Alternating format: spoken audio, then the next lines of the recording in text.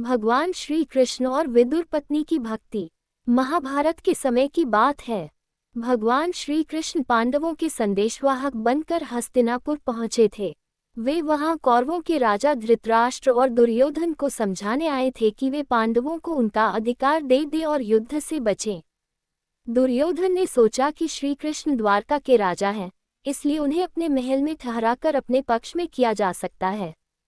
उसने भगवान श्री कृष्ण के स्वागत के लिए भव्य भोज का आयोजन किया और उनकी आवभगत करने का निश्चय किया।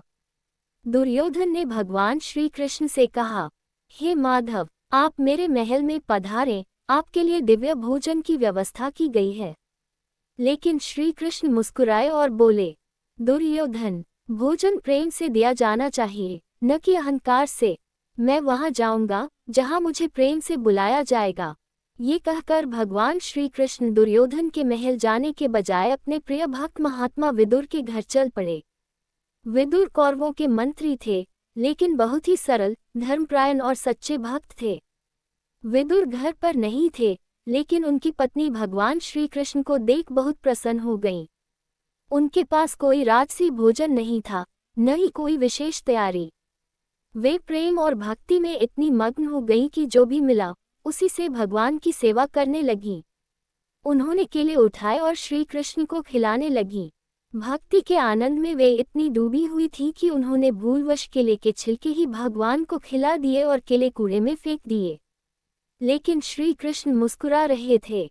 वे बड़े प्रेम से उन छिलकों को खा रहे थे, मानो उन्हें दिव्य अमृत प्राप्त हो रहा हो। जब विदुर घर आए तो उन्होंने ये दृश्य देखा और आश्चर्यचकित रह गए।